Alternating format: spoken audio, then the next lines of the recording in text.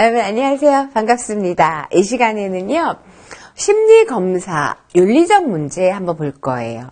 그러니까 이건 우리 상담에도 윤리성이 있는 것처럼 그 안에 이제 심리검사 윤리적인 문제도 있는데 여기서 이제 그 한국 그 심리학회 검사 사용 규정하고요. 미국 심리학회 그 APA 규정 윤리 강령을 이제 같이 놨는데 별반 차이가 있는 건 아니에요. 지난 시간에 검사자에 대한 가정이 있었잖아요. 검사자는 그 검사에 대해 잘 안다고 가정한다고 했어요. 그것처럼 이제 그런 걸 윤리적인데 윤리적인 것을 지키지 않는다고 윤리강령이라는 건 법적인 제재는 아니겠죠. 법적인 제재는 아니에요. 근데 이게 굉장히 중요한 게 뭐냐면 여러분들 제가 여기서 심리검사를 받아보신 적이 있으시죠? 우리가 대한민국의 초등학교나 중학교나 고등학교 때쯤 한 번쯤 지능 검사를 받아보셨을 거예요. 어떤 분은 뭐 내가 초등학교 지나가니 거기서도 하고 중학교 지나가니 그 학교에서 하면 하는데 저는 한 번 고등학교 때 받았어요. 그런데 여러분 되짚어 보세요. 내가 개인적으로 가서 어디 상담기관에 가서 지능 검사를 받은 거 외에 학교 공교육기관에서 지능 검사를 받았다면 누가 실시하셨는지.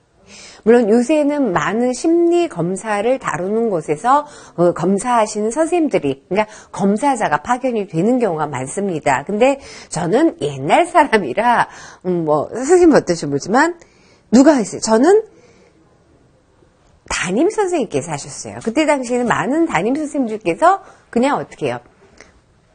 들고 들어와서 시험 보듯이 해줬단 말이에요. 이 검사를 실시하는 목적이라든가 이런 거 없이 시험 보듯이 시험지 나눠주시고 그 다음에 회수에 가서 채점은 컴퓨터라고 어느 날 점수로 알려주고 그거였거든요. 그거는 문제가 많은 거예요. 문제가 많아요. 단 담임 선생님께서 어떤 그 검사에 대해서 좀 이렇게 그 훈련을 받거나 아니면은 적어도 설명 듣고 숙달이 되었다면 어땠을까 이런 것들이 있죠. 그런 것들 염두에 두시면서 한번 보면요. 심리 검사 선택할 때 여러 가지가 있어요. 여러 가지 그 윤리적인 문제가 있지만 대표적인 걸 먼저 살펴보도록 하겠습니다. 검사를 선택합니다. 심리 검사를 선택할 때 어떻게 해야 되냐? 검사를 할 때 많은 검사 도구가 있잖아요. 많은 검사 도구가 있어요. 지능 검사도 한 가지 지능 검사만 있는 것이 아니에요. 성격 검사도 한 가지 성격 검사만 있는 것이 절대 아니겠죠. 검사를 선택할 때 우리가 그래서 이 용어들이 굉장히 이 파트에서 중요한 거예요. 신뢰도와 타당도에 대해 충분히 검토해야 된다. 이건 뭐냐? 이 검사가 충실하고 일관되게 피검자의 속성을 재느냐? 이것을 검증에서 나왔느냐? 검증에서 나온 건 표준화 검사인데 그럼에도 불구하고 이것을 충분히 신뢰도는 어떻고 타당도는 검토해 보아야 한다는 거죠. 그래서 우리가 이 심리 측정 및 평가 이 파트에서 신뢰도라는 것과 타당도를 공부하게 되는 거죠. 우리도 검사자를 선택할 때 그런 걸 검토해 봐야겠죠. 표준화된 그 매뉴얼 자체에 다 이렇게 신뢰도하고 타당도를 검증한 것이 나와 있거든요. 그럼에도 불구하고 확인해야 된다. 검사자는 검사에 임하는 수검자의 정서 상태를 파악해야 된다는 거죠. 수검자가 아프거나 마음이 심란하거나 아니면 너무 들떠있거나 이런 거에 검사의 영향이 있다라는 것이에요. 그래서 수검자의 피검자의 정서 상태를 살펴보고 잘 이해하고 검사의 목적에 대해서 충분히 설명해야 된다는 윤리성이에요. 그냥 딱 갖고 나눠주는 거죠. 이 검사의 목적.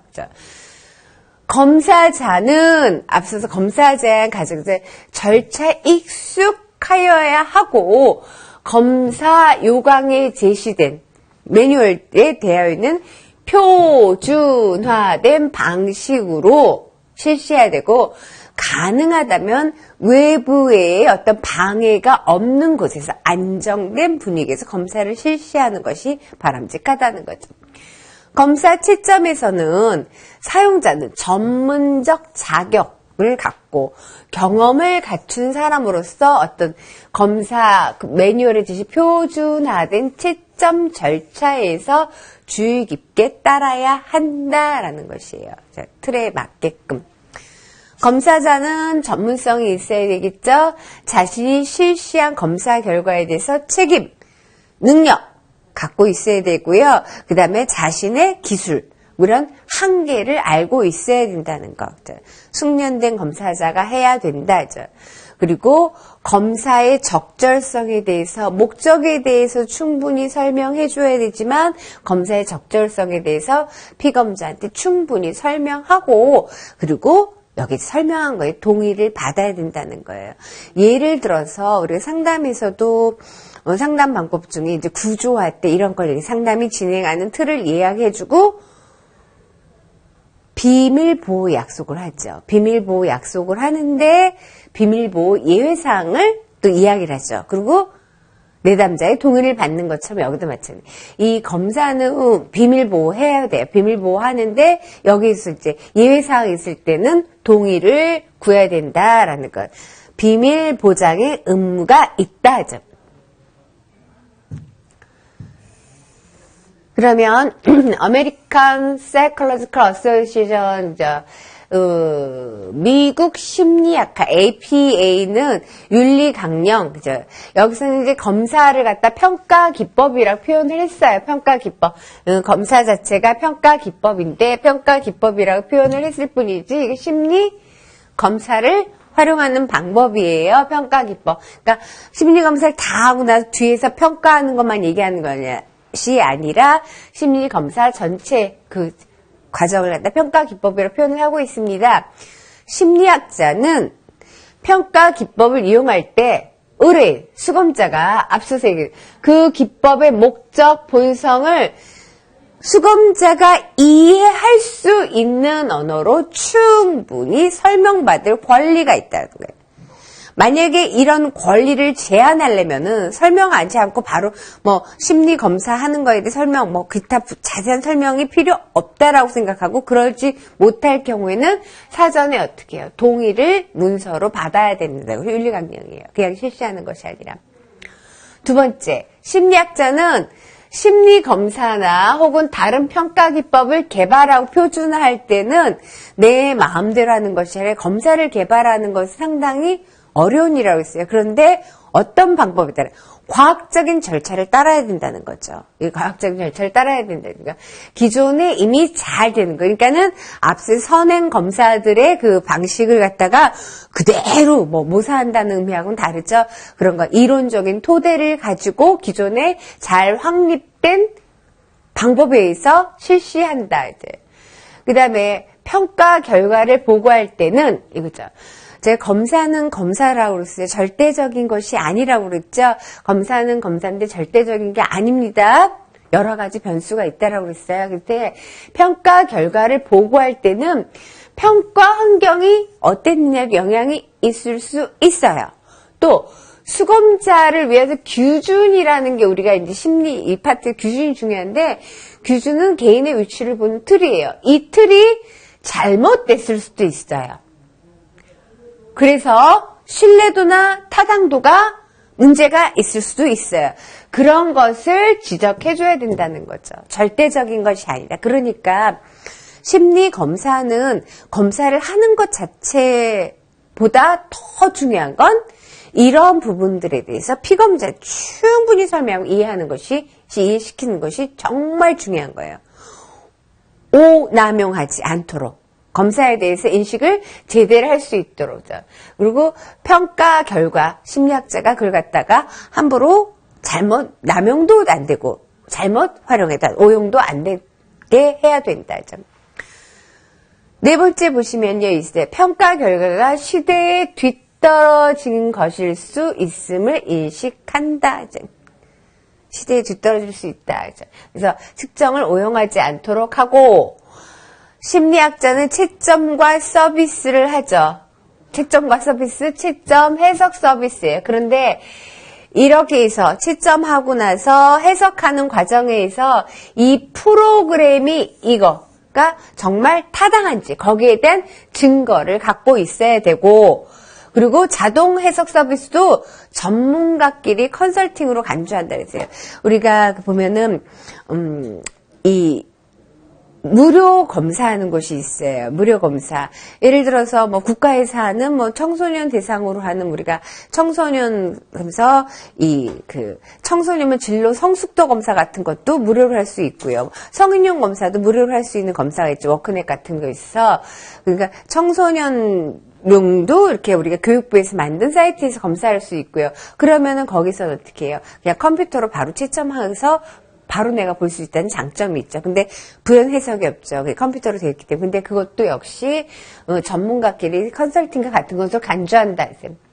이거 심리학자는 적절한 훈련이나 교습, 후원이나 감독을 받지 않은 사람이 심리검사 기법을 이용하거나 이용하는 것, 그걸 갖다가 권장하지 않는다는 거예요. 그러니까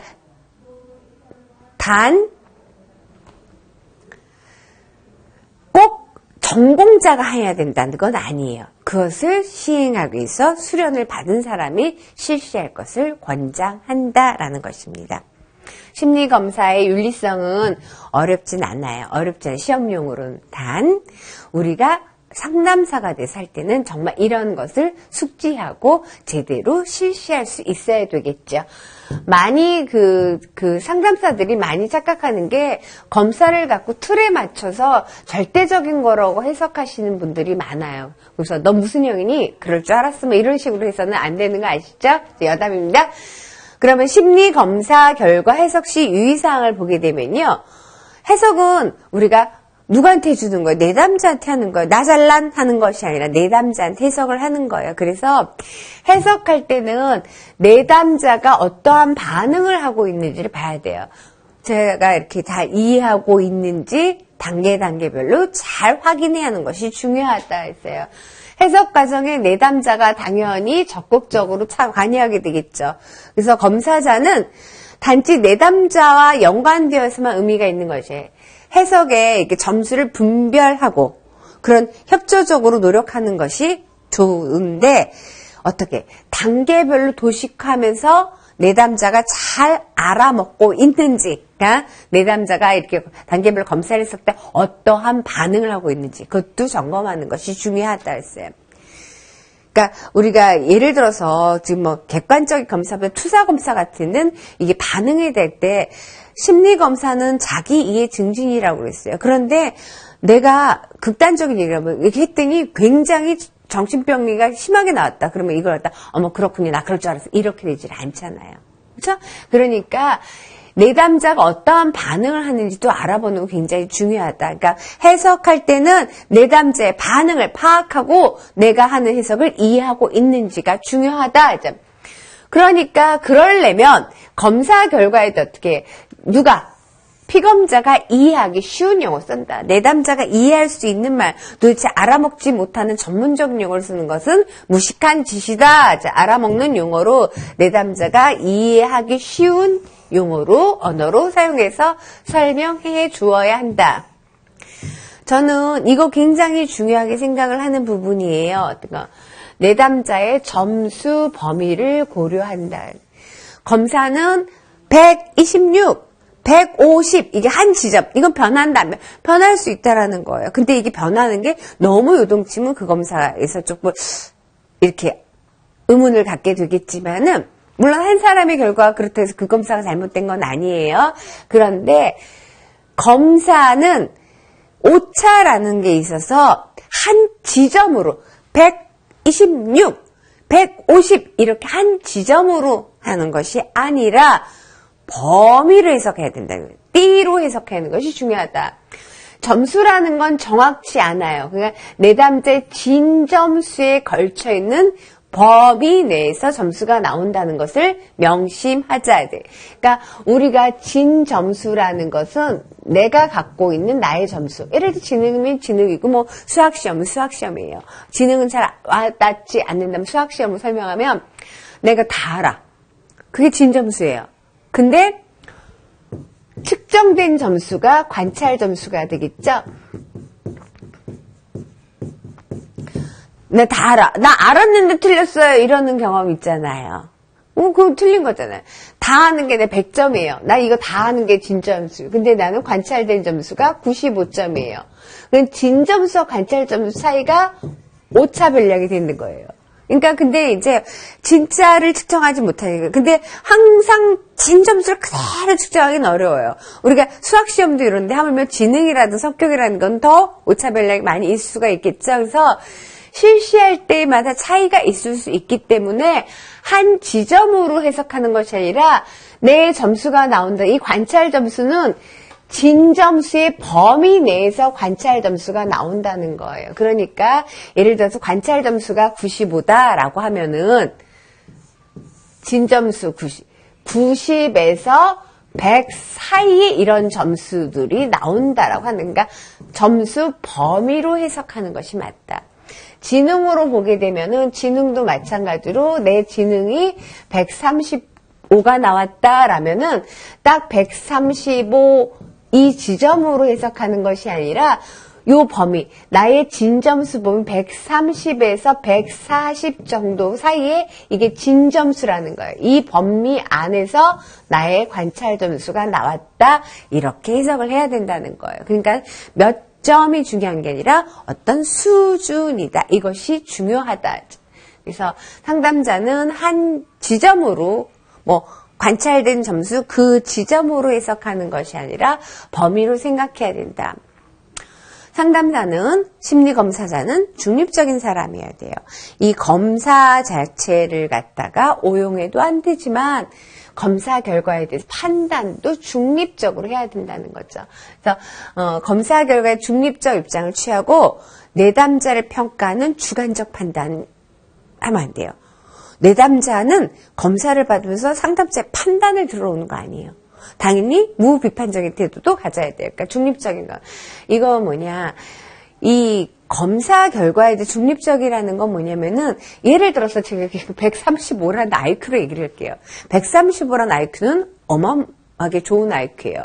근데, 나는 되게 좋다라고 생각을 하면, 내담자는 우리가, 되게 좋은 건데, 이럴 수도 있고, 아니면 우리 형제 자매들은 다 150인데 나만 이렇게 머리가 나쁘고 이럴 수도 있다는 게 극단적으로 설명하면, 그러니까 상담자의 판단이 중립적으로 판단해 상담자 같이 부여돼서 안 돼. 자기가 판단해서는 안 된다는 거죠. 그러면 5번째 보시면은 우리가 어떤 검사 결과를 해석받을 때 상담자는 객관적으로 중립적으로 해석해야 되지만은 어쨌든 검사는 내담자를 도와주려고 하는 거예요. 자기 내담자한테 공격하려고 검사하는 건 아니에요. 비판하려고 검사하는 거 아니에요. 근데 검사 결과에 대해서 내담자 방어가 나올 수도 있어요. 방어라는 거는 이렇게 막는 거지. 아니야, 그럴 리가 없어. 그럴 수도 있지. 그러니까 검사 결과에 대해서 상담자의 태도는 중립적이고 무비판적이 하지만은 어떨 때 좋은 거에는 방어가 안 돼. 내가 아무리 그냥 그 측정 오차가 나오거나 막 찍어서 지능이 150 나오면 이게 한 지점으로 해석하는 게 범위대로 해석하는 겁니다. 그래도 누가 물어보면 150이에요. 항상 이러고 다닐 거예요. 물어보기 전에 IQ 150이에요. 막 이러고 다닐 거예요. 근데 150이 안 돼요. 근데 이거 보면은 그거는 그냥 내가 찍어서 우연히 그렇게 좋게 나와도 난 그렇게 하고 싶어요. 그런데 낮거나 아주 안 좋은 거에 대해서, 그러니까 IQ 점수가 되게 낮다라든가 아니면은 내 승질이 아주 이상하게 나왔다든가, 성질. 그러니까 뭔가 이렇게 정신병리지 문제. 그런 거에 대해서는 해석할 때 조심해. 내담자의 반응을 경계할 필요가 있어요. 그래서 방어를 최소화할 수 있도록 해석을 좀 더 잘 해줘야 된다라는 것. 그 다음에 검사치의 대상 용도를 명확하게 해줘야 된다는 것입니다. 도대체 우리가 지능검사 여러 종류예요. 근데 무엇을 측정했는지 모르고 우리 이게 지능검사 점수 갖고 내 온내를 측정한 것처럼 생각하게 하면 안 되겠죠. 성격검사 갖고 나의 성격을 다 측정한 것처럼 해서는 안 되겠죠. 그래서 이 검사에서 측정한 것은 무엇인지, 측정하는 것이 무엇이고 측정하지 않은 것은 무엇이고 이런 걸 명확히 알아야 된다는 거예요. 그러니까 검사자가 이 검사에서는 예를 들어 지능에서 먹는 걸 측정할 것입니다. 우리가 받은 지능검사에는 7개 영역, 그러니까 지필검사는 서스턴이랑 PM의 7개 영역을 측정받았는데 이런 얘기를 해줘야 된다는 거예요. 이런 걸 한다라는 거죠. 그 다음에 누가 하냐? 유자격자. 자격이 있는 사람, 전문적 자질이 있는 사람이 검사 결과를 해석해야 되고요. 검사 한 가지 말고 다른 정보가 있으면 관련 자료를 같이 함께 고려해서 어떤 결론을 내리는 것도 맞고요. 검사 결과를 가지고 영재야 이렇게 하면은 뭐 좋은 것 같으니까 또 방어 없을 거예요. 검사 결과를 갖고 어떻게 할까요? 사이코패스 이렇게 해서는 안 되겠죠. 명명하거나 낙인 찍어서는 안 된다는 거예요. 검사 결과를 갖고 정신지체 뭐 이렇게 해서는 안 된다는 거예요. 활용하지만 그 하나 갖고 그래서는 안 되고요. 악용해서도 안 되고요. 자기 충족 예언을 해서도 안 되는 거예요. 자기 충족 어떻게 될 것이다라고 하는 거죠. 피그말렌 이펙트를 발휘해서 안 되고요. 요게 우리 심리에서는 굉장히 중요한 용어예요. 낯설 때. 규준에 따라 해석해야 된다라는 건 심리 검사는 어떤 참조 검사냐? 표준화, 규준 참조 검사예요. 규준 참조. 그래서 이 규준을 참조하는 거. 다른 표현으로는 평가에서는 상대 평가예요. 뒤에 다시 한번 정리할 거예요. 그러면 이제, 심리 검사가 뭐 상대 평가? 우리 학교에서 성적 매기기 1, 2, 3등? 네, 맞아요. 근데 1등, 2등, 3등, 뭐 지능은 그러겠지만 성격에서 1등, 2등, 3등 이거 좀 이상하잖아요. 어떤 수준인가, 상대적으로 수준인가. 그래서 표준화된 심리검사 규준 참조 검사이기 때문에 규준에 의해서 해석하는 것이 중요하다. 그래서 우리가 규준의 종류도 이 심리 측정 평가 이 파트에서 규준의 종류 그걸 아는 것도 굉장히 중요하다. 그러면 심리검사를 개발하는 과정은 쉽지가 않다. 심리검사 개발하는 건 녹록하지가 않습니다. 근데 심리검사 자체는 직접 측정이 아니라 간접 측정이라고 있어요. 가설적인 개념이라고 있어요. 녹록하잖아요. 그러면은 어떻게 심리검사를 개발하느냐 이거 중요해요. 제일 먼저 우리가 우선 이거는 뭐 지능도 마찬가지예요. 지능에 측정하는 언어 유창성, 그걸 어떻게 측정해요? 다 가설적인 거예요. 뭐 아니면은 뭐 성격에서도 외향성, 호감성, 이거 다 가설적인 거예요. 그래서 심리 검사를 제작할 때 이 가설적인 영역을 갖다가 가설 개념 영역을 규정한다. 그래서 구성 개념을 정하는 거예요. 그러니까 이렇게 얘기를 할게요. 먼저 그러니까 우리가 빅5 심리검사 보면은 나오는 거 외향성, 호감성, 성실성, 정서적 불안정성, 그 다음에 마지막으로 체험에 대한, 경험에 대한 개방성. 빅5는 경험에 대한 개방. 이렇게 5가지 구성 개념으로 되어 있어요. 그러면은, 그래서 빅5인데, 이 빅5, 5가지 인간의 검사, 이거 빅5 성격 5요인 검사를, 성격 5요인 검사. 5개, 성격 중에서 5개 요인 거예요. 이거는 또 다른 학자는 카테린 16개 성격 요인으로 검사를 만들었거든요. 그러니까 그거를 정해야 돼. 내가 어떤 걸 볼까? 구성 개념. 내가 성격 검사를 만들 때 난 무엇을 볼까? 아니면 난 성격 검사를 보는데 나는 그냥 이 3가지만 보는 성격 검사를 제작할 수도 있겠죠. 이렇게 해서 처음부터 할 때 그것이 가장 선행이 되어야 되니까 가설 개념 영역. 이거 외향성이든 호감성이든 이런 눈에 보이지 가설적인 거라는 가설적인. 그걸 구성 개념이라고 하는데 정확한 정의를 통해서 내가 포함시킬 거, 이 검사에 포함시킬 거, 포함시키지 않을 것을 명확히 규정해요. 근데 이건 어떻게 해요? 내가 성격이란 건 무엇인가 어떤 문헌 연구를 하겠죠. 지능이란 무엇인가 문헌 연구를 하게 되겠죠. 그런 걸 통해서 가설 개념 영역을 규정하고, 그래서 나는 이제 3가지만 하겠다라고 했으면은 외향성을 측정할 문항을 만들고 호감성을 측정할 문항을 만들고 성실성을 측정할 문항을 만드는 것이 문항 표집인데 얼만큼 외향성 얇게 호감성 얇게 동일하게 하는 것이 아니라 만들 수 있는 만큼 만드는 거예요. 근데 결코 쉽지가 않게 만들 수 있는 만큼 만들어요. 그래서 구체적으로 가설 개념 된 것을 측정할 문항을 만들어요. 그래서 문항 표본 초기에는 구성 개념을 반영하는 행동에 관한 가능한 문항을 많이 만드는 것이 좋습니다. 이제 이걸 만들었던 걸 그대로 다 쓰면 좋지만은 계속적인 수정이 있을 수 있어요. 그래서 나중에 최종적으로 이제 선발되겠죠. 그래서 이 문항 표집할 때는 우리가 조사, 탐색적 조사, 예비조사하죠. 즉 문헌조사, 질문지조사 같은 기법을 사용하고 문항 목록 대상으로 문항 표집을 해요. 그래서 이때 각 문항의 단어를 그러니까 심리검사는 정확하게 그러니까 문항의 설명하는 지시가 명확해야 되거든요. 그래서 정확히 이해할 수 있게 편집하고 문장 내 단어 의미를 이중적으로 사용하죠. 이중적으로 사용한다면은 A는 다른 의미로 읽는 사람, B는 또 다른 의미로 하면 제대로 수정하지 못하는 이중적인 의미가 되지 않도록 하고 문항별이 어떤 틀에 박히지 않도록 유형화돼서 반응을 유형화된 반응을 이끌어내지 않도록 하는 것이 중요합니다. 세 번째,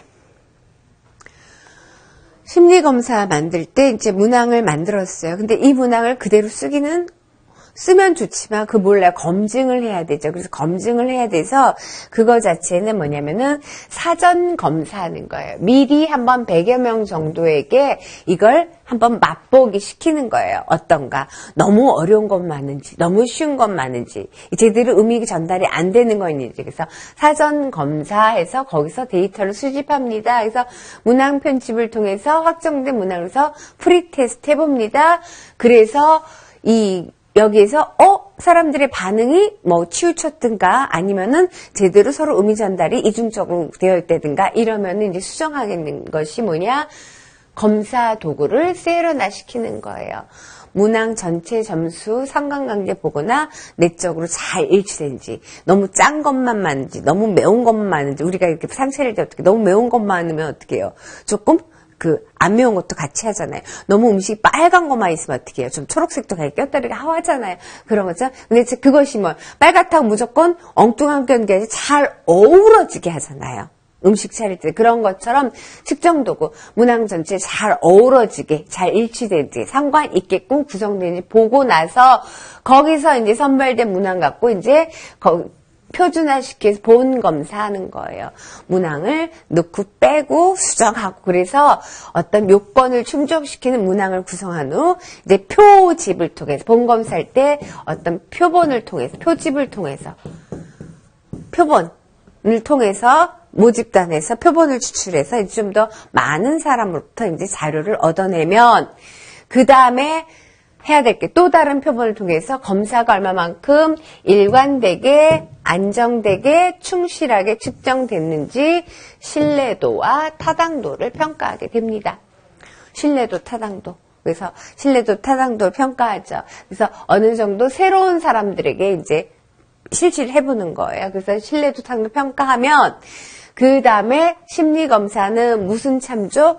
규준 참조라고 했어요. 그래서 이 참조할 규준을 개발해 주고요. 최종 검사지를 제작하고 검사 규준을 만들어요. 그래서 이 집단 내에서 어느 수준이다 볼 수 있는 대표성 있는 규준을 표집하죠. 그래서 이 규준이라는 건 여기 있어요. 인구 통계 변인에 의해서 집단별로, 그러니까 통계적으로 인구 통계 있잖아요. 거기 변인에 의해서 집단별로 제작을 하는 것이 일반적이다. 이렇게 볼 수가 있습니다. 그래서 이 시간에는 우리가 심리검사 윤리성과 심리검사 제작하는 그 흐름에 대해 살펴봤습니다. 2차식 여기까지 진행하도록 하겠습니다. 고맙습니다.